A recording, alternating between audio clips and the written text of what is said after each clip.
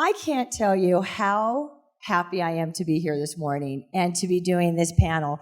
Back in October during convention, I had the opportunity and the pleasure to finally get to know broadcasters. And I learned two things about you guys. You are an amazing group of performers or members, and you guys know how to party. You definitely know how. It's like, woo! So anyway, so when I met this wonderful group of broadcasters at the convention, I thought to myself, I really don't know anything about you. And you really don't know anything about what I do. Everybody assumes that, as you're some person, you show up to work, you get hit by a car, you go home.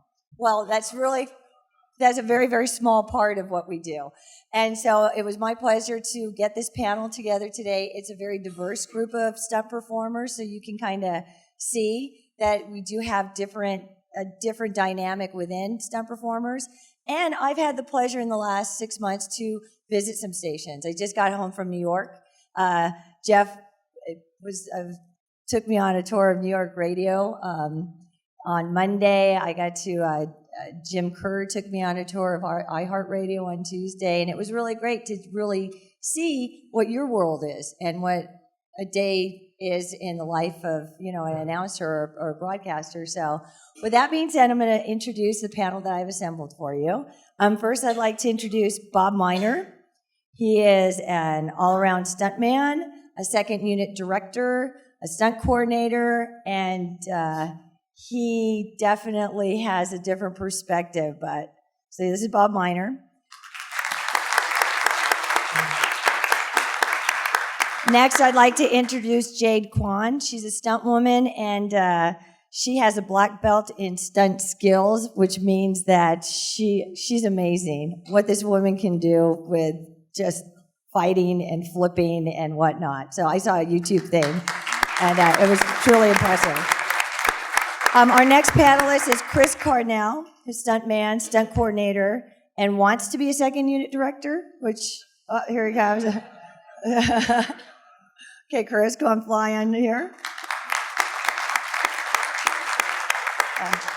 Our next panelist, I'm sitting here, you're over there, Chris. Come on, Chris, get it together. Okay, our next panelist is Tekla Hutirova. Did I get it right? Woo! And Tekla, she's our newbie. She just got into it in September, so I thought that her perspective might be interesting for you to hear as being a new member. And then last but not least, Kurt Lott. He's a stunt coordinator.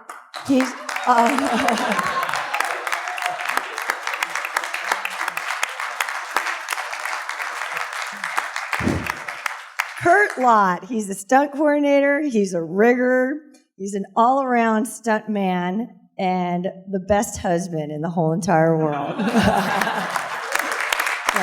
Yeah, and Kurt and I, we are partners in Hollywood Stunt Works, where we do a lot of rigging for all forms, music video, commercials, name it, we do it. So anyway, here's our panel. Okay, so ladies and gentlemen, here's our first question. How did you get into this field? So I'm going to have each one of you answer it briefly, because what we'll do is we'll go through the questions and then we'll have a Q&A with the audience. So Jade, how did you get into the business?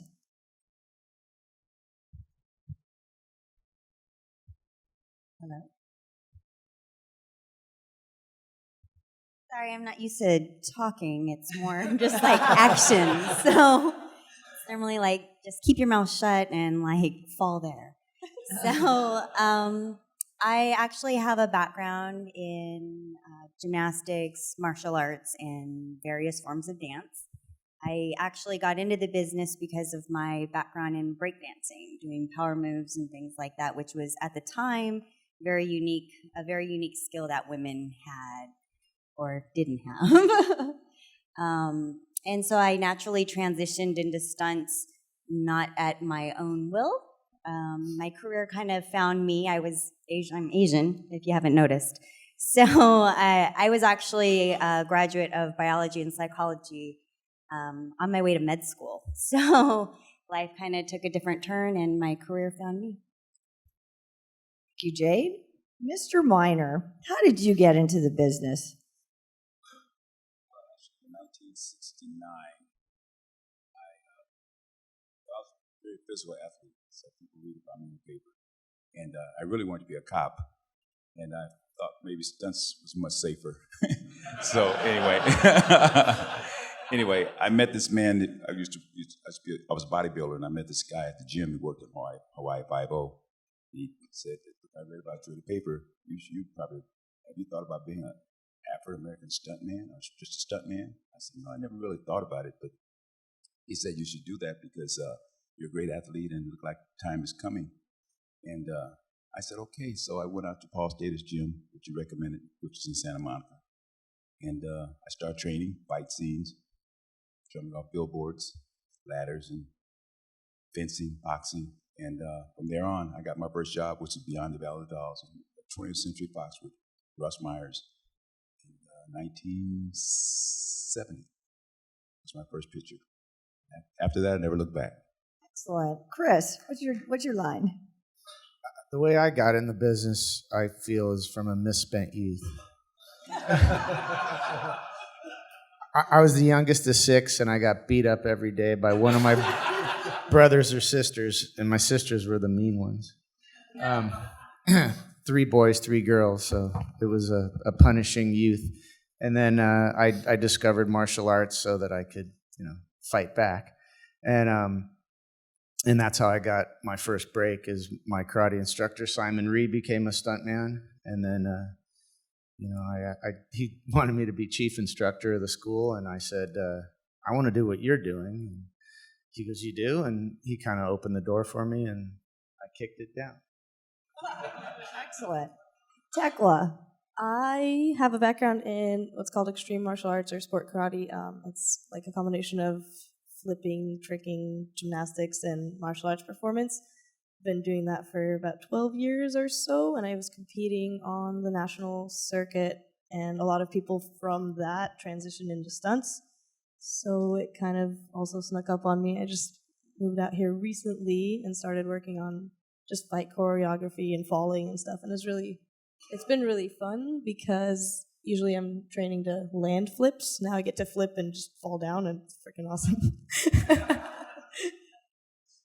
So you don't have to stick them anymore. You don't have to stick them anymore. Nice. Kurt Lott, how did you get into stunts, young man? I'm just a goofball. I fell into it. No, I was like, having a background in demolition derbies, drag racing, motocross, desert racing, scuba diving, hang gliding. I just kind of fit right in. One day I'm like, hey, I wonder if there's anything about this stunt work. Maybe I'll be a stuntman. And then I got an acting job, and they were going to double me. And I'm going, wait a minute, I'm a stuntman. I'm not an actor. And anyhow, I wound up getting to do my own gags and kept going that direction then instead of the acting direction. How do you terrify a stuntman How do you terrify a stuntman? or a woman? How? Give them lines. No kidding. No. You guys, seriously, I will tell you honestly, at convention, as secretary treasurer, standing at the dais at the podium with the little teleprompter thingies and being a stunt woman 30 years and hiding your face and not saying a word, I stood up there just going, oh no. That was one of the most terrifying things. And I mean, I light myself on fire. I've done an 80-foot high fall. Standing up there talking to all those members was terrifying. So that was very good, Chris. Anyways, just briefly, I got into stunt. I was supposed to be an accountant. Actually, I studied to be an accountant. I went to the University of San Diego studying business. And it just so happened we were on location one day, and I fly helicopters, and the co-pilot was sick at 3 o'clock in the morning, and they said, hey, Jane, you want to work? I'm like, yeah. So after that, I got into SAG, flying the helicopter on that job, and then just kind of discovered that actresses don't like being around aircraft, and that I was very good at driving cars with aircraft. So that's kind of how I ended up. So it's interesting because a lot of us got into this and weren't even supposed to. We just literally fell into it. So I think I never realized that. All right, our next question is, what is the typical career path? Who wants to take that one? Okay, exactly. So why don't you kind of share with how your career went from being a stunt man and how you transitioned to becoming a second unit director. Path of my career is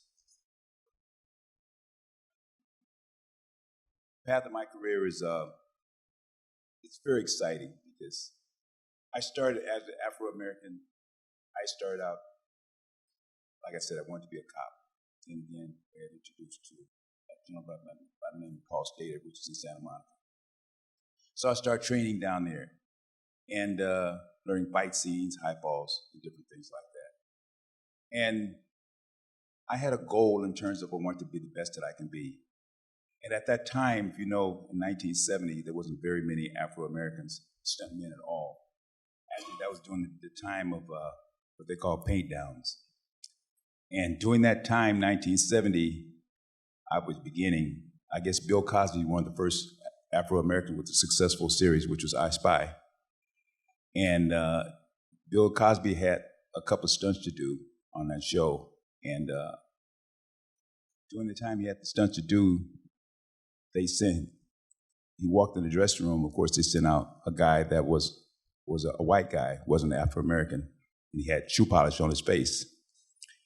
And and he said, wait a minute, no, what is this all about? And then from that point on, he said, no, I know there got to be an Afro-American black man that can do what I'm supposed to do. And so from that point on, Bill demanded to have his stand-in at the time was another guy by the name of Calvin Brown. And his stuntman, he wanted his stuntman to do his stunts for him. And so Calvin Brown had the first opportunity to do stunts for Bill Cosby, which was a stunt. And he was the first actual black stuntman to do the stunts. And so from that day on, we started getting into black men doing stunts opposed to getting doubled by the white man. And so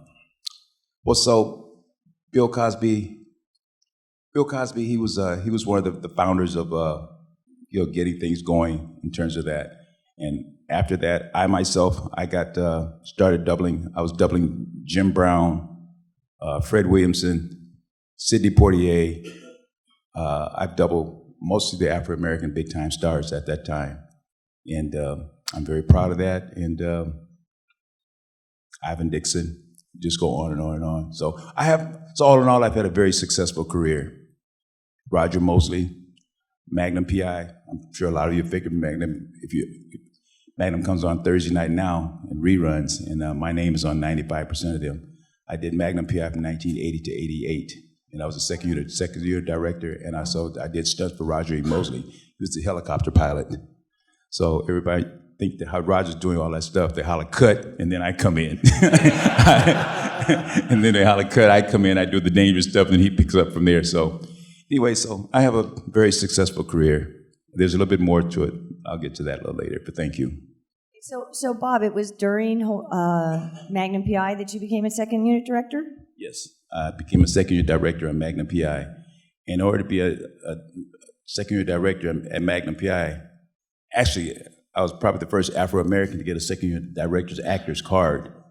And I did that in Magnum PI about 1985 or something like that, 84.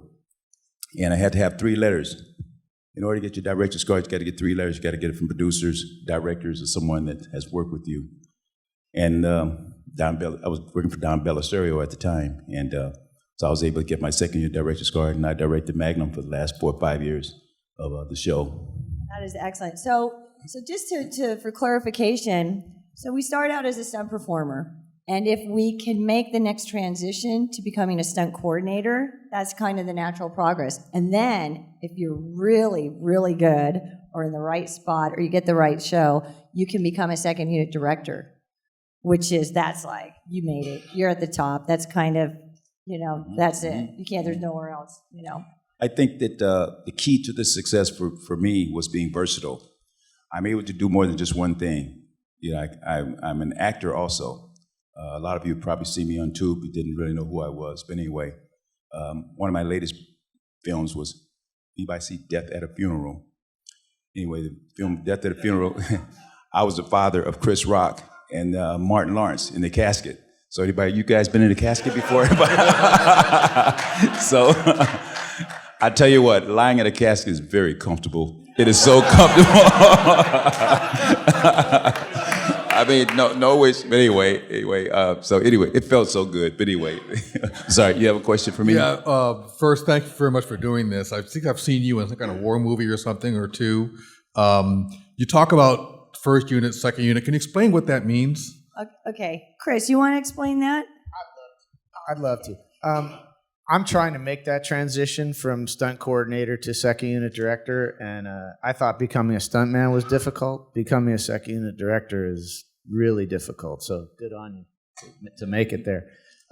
So let's say you got a film going on, and the director's got his hands full shooting all the stuff with, that acting stuff and all the other stuff, but they need the action shot. Or it might not even be action. It could be the establishing shot of like they're entering the building and they show the building and all the surrounding geography and stuff. So that could be done by the second unit director. But what we're passionate about is the action. And when people that don't know action shoot action, it doesn't come out very well. So it needs people like us that understand how to incorporate the camera with the action. And you've probably seen these Fast and Furious movies. The thing that makes those so incredible is the camera's moving at the same speed as the cars and the performers. So putting the camera in the right place is what really makes big impact on the action. Go ahead. That's close. No, you're behind the camera, just like the director would be in a feature film. You're setting up shots. You've got so much stuff that you're responsible for, and that you are thinking of. That So basically, and this is another question that we're going to get to, of just how different everybody's work day here is. Completely different from each other with the job. Jane, if I might, let me interrupt just a moment to say, if anybody has a question or a comment you want to make from the audience, please go to the mics, because this is being taped, and we want to be able to make sure that we get all of the questions and comments on the tape. Okay, thanks, Joe. And then also, too, maybe we might answer your question. So I've got just like 2 more to go, and then I would like to open it up for everyone. So anyways, let's go to, what is your work day / week like? And we're going to start with Kurt. What is it like to be a rigger on a project? Setting up gags and rigging the wires and stuff like that when people are flying. For instance, like on G.I. Joe 2, we'd have a first unit, we'd have a second unit, we'd have a couple splinter units. We got guys all over the place. Yeah, for us, a gag is like, I think I cracked that column when I came in. I'm not sure, but hitting the ground or getting hit or something like that. Performing a stunt, and that's a gag. But as far as setting up things like that, managing the people on all these different units, and a lot of the gags that we were doing were extreme, so that there was a lot of danger involved. And when there's more danger involved, you pay more attention to it so nobody gets hurt. And like the stunt coordinator would come in and say, okay, what do we have set up in here? And I said, well, we got a guy that's coming off that 200-foot platform here. This guy will be climbing up the wall here. Got a spot for a guy falling over the top of him as he's climbing. That'd be good for me. And then we got another thing over here. So it's a lot of organization with gear and people, and making sure everything stays safe. But to add to that also, just because we are partners, and I'm his wife, so of course I've got to, add to it. But I mean, when you get hired as a stunt rigger, your day starts about 3 or 4 or 5, 6 hours before everyone else. You have to get in there. I mean, even like when we're on a big feature, we're in pre-production where they're breaking down the scripts. Like, for example, on Pirates, when it read in the script and the rigging on the ship comes alive. Well, then Kurt sits down with the coordinator and or second unit director, and they figure out, okay, well, this guy is going to jump off the ship here, and this rope is going to pull him in. And then this guy is going to fall down the stairs only to be grabbed back up. And then when they're building the sets, they got to figure out, okay, we need to have clearance here for this line. We need to have storage over here so that, especially on this ship, for our ratchet, for our equipment. And so there's a lot more to it. You really made that very simple. And then when you get home, you got to clean pads and you got to put the truss away. And we've got, our yard looks like Long Beach Harbor. We've got so many ocean-going containers full of equipment. Thank God we have 6 acres. I'm a simple kind of guy. It's like Jane said, there'll be one line on the script, and then we'll spend 3 months of getting things set up, dialed in, rehearsed. And thank God that we do, because just like on Pirates, when the ship came to life, we had one night to shoot that. And at that time of the year, the nights were short. And then they gave the second unit director all these other visual effects elements that he had to shoot that same night. We were so dialed in that we performed like 28 ratchets in about 6 hours. You probably should explain what a ratchet is. A ratchet is a pneumatic-powered device that you pressure up, you hook the wire to it, and it eventually Pneumatic gets to a air person. Power. Excuse me. It's air power, like Pneumatic. Yeah. Error. What happened to simple? Kurt.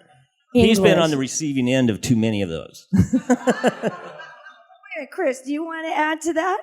Because you look like you're just... There's something that he's missing out on this whole thing. And yes, there are stunt performers that do all this stuff, but he also flies actors.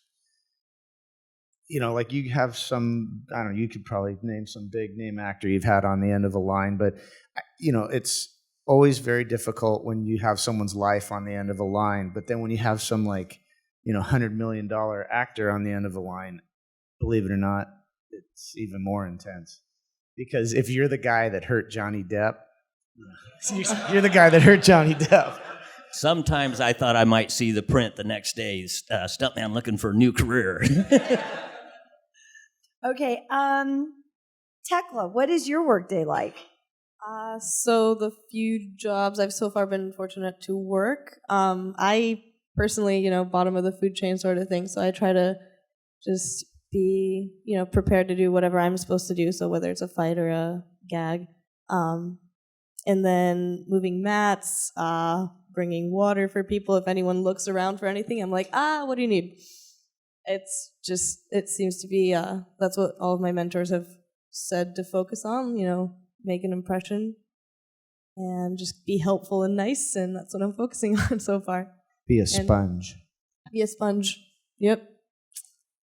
And Exactly. there's something that I think it's really important for all of you to realize is that when they say wrap, we're unemployed for the rest of our lives.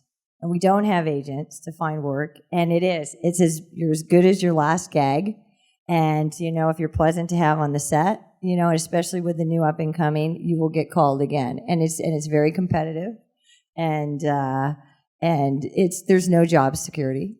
And there's nothing worse than going 2 or 3 months without working a day, and you still have your mortgage and your, all of your bills and paying tuition for your kids. And it's, it's scary on so many other levels besides, falling down some stairs. So, what's your day like, Jade? It kind of depends on what the job entails. And a lot of the work that I've done, you're there first thing in the morning. You have to not only help the riggers and carry the mats and stuff like that, but we're also training the actors for the action. If we're doubling, we often have to be mindful ourselves about matching their movements or, just their performance. But at the same time, we're supposed to be making sure that they have, without the years of martial arts experience, we have to make sure that they're able to throw the punch or to sell the kick for the when they're filming the actors like face on, because half the other times it's us doing the actions when it's a wide shot or behind the shoulder. So a lot of our work is also working with the actors, training them and making sure that they're safe and that they can actually help us sell their action. On top of being able to do performance ourselves, doing the stunts, being able to repeat the motion, landing in this one spot, down a stairfall 20 times, because the director is not an action director or a second unit director, and they keep missing the shot. So you have to do it 20 times and be able to repeat that motion. So it's fun, and it's really not as easy as we make it look. Chris. I'd like to add something to that. You guys might not believe this, but I spent a lot of time in the principal's office when I was a kid. And so when she said that you have to capture what the actor that you're or actress that you're doubling moves like, walks like, whatever, I kind of made a career out of that as a little kid. I'd get sent to the principal's office by mimicking the way a teacher walked or something, or the way and then I turned it into a career. So good call. Oh, Chris, I'm learning so much about you today. That's kind of the other thing as far as the stunt people set up and perform these stunts or gags or a flying rig or something like that before the actual actor gets into it, to make sure that they can actually do it. And it's not that big of a hit for them. Got to keep them comfortable. Okay, next question. What are your day-to-day concerns regarding your work? Who wants to take that one?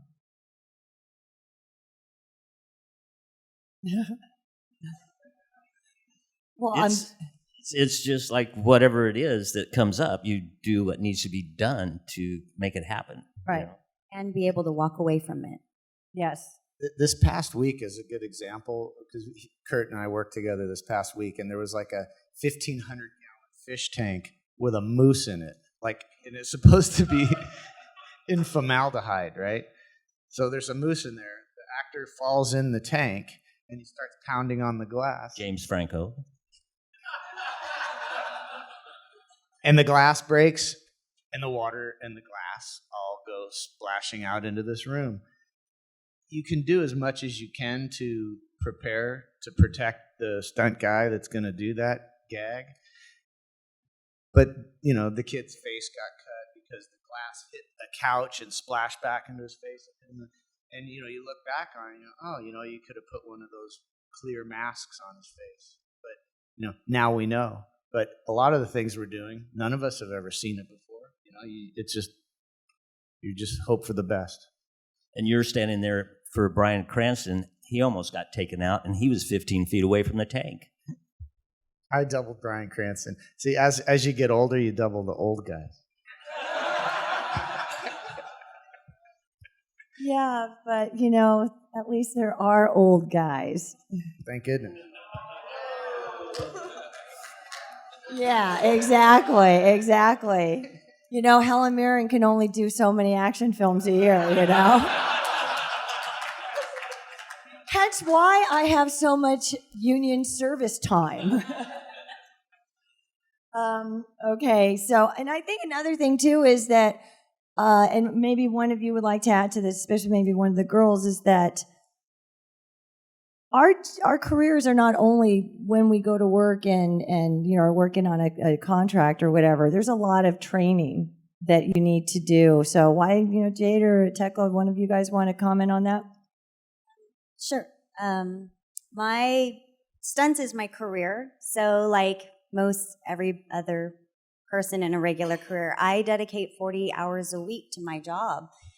Whether that's training or cross-training, it's trying to learn how to edit, trying to learn how to film, finding those angles so that way, hopefully, one day I can become a coordinator, second unit director.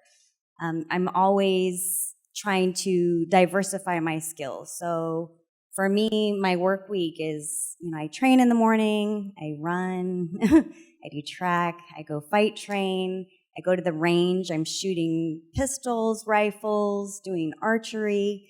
I take driving time on the skid pad, trying to learn how to better my skills as a driver, stunt driver. I mean, you're always diversifying. But then it's also trying to hustle. Hustling is a big part of this job. And what is hustling, Jade? It's begging and trying to find work. I hate hustling. I hate it. The worst part of the job. It is the worst part of the job. When you don't have a job, your job is to hustle. Going to get ice cold handshakes from people that don't want to see you. Right, and so basically you try to get onto a set and you try to get your face in front of the coordinator And some of them are very receptive and nice, and other ones are working. And they don't want to be distracted. So then they hate you, and you walk away feeling horrible. I hate hustling. I hate it. And then you feel like you'll never work for them because You bothered them. totally. Yeah. And then the ones that are nice and receptive and stuff, there's hundreds of people that are hustling them. So how can they possibly, remember you to hire you? It's really hard. It's so hard. So Bob, I have a question for you. As a second unit director and a stunt coordinator, what is your workday like, or compared to a performer that that shows up? We do all of our training and whatnot. What is your workday like, or what do you do for prep when you get a project? Well, my work day is like I get up in the morning, thank God I'm alive. I said, thank God for another day.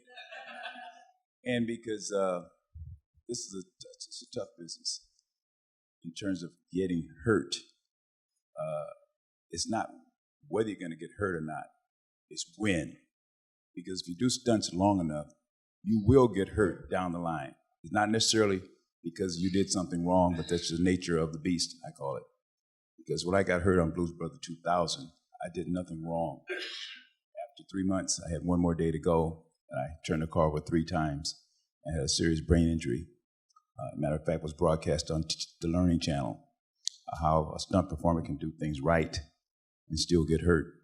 So I'm very proud of my career, and being a stunt coordinator, a lot of preparation, as you've been told, and because I was very fortunate enough to remember the movie Glory. Glory won 5 Oscars, 3 Academy Awards, I know, something like that.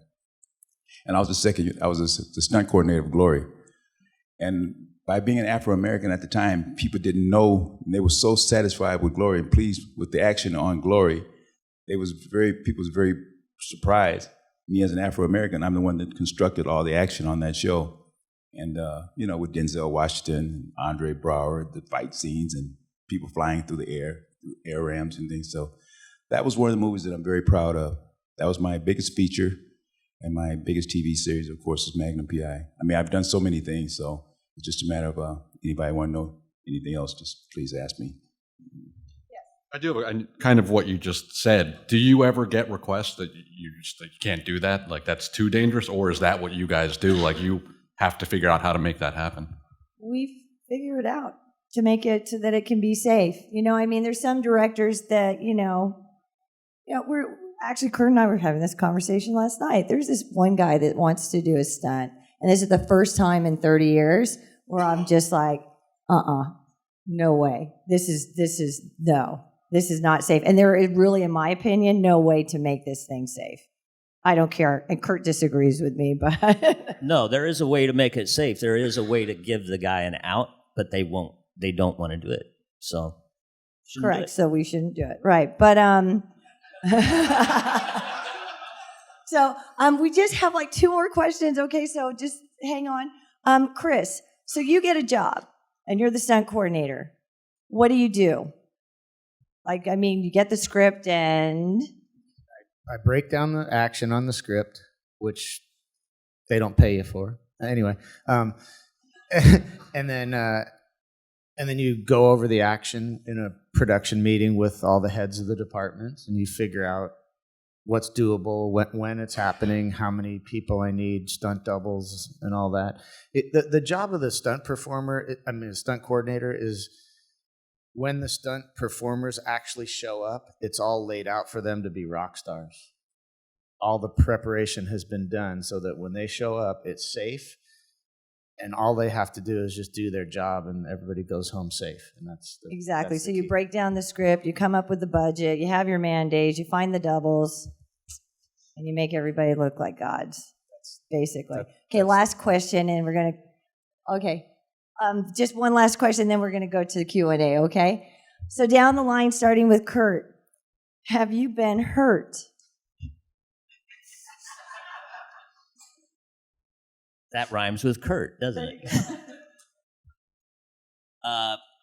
Yeah, I have. I've broke my back twice. I've broken this foot twice, this one once. I broke this elbow, shattered the wrist, broke this hand, boxer's breaks.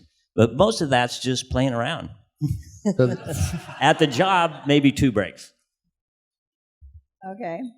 Tekla, how about you? Have you been hurt yet? Not on a stunt job so far. I mean, I've been doing it for a very short time, and it's definitely, like he was saying, it's always on the silly stuff that you actually get hurt.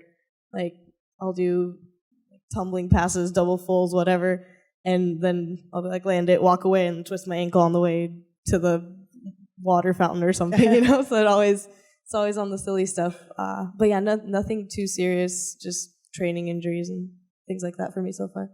Chris, how about you? Coma for 5 days, leg bone torn out of my ankle socket, all my ribs broken, burned. Yeah. And that was from his sisters.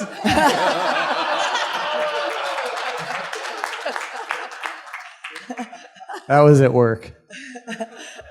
Just kidding. Bob, how about you? I've explained about my injury. I never, I've never had a broken bone. My serious injury was, like I said, was on Blues Brother 2000. I had a frontal lobe injury, which affects short-term memory and organizational skills.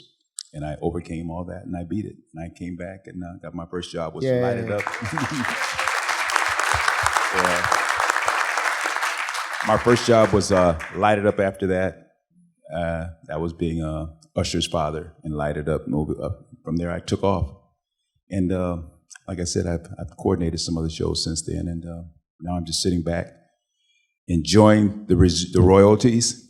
So I will say to any stunt performers that you don't think about it now while you're doing the stunts, but anytime you get even just a daily, you'll be surprised that daily later on is going to add up into residuals.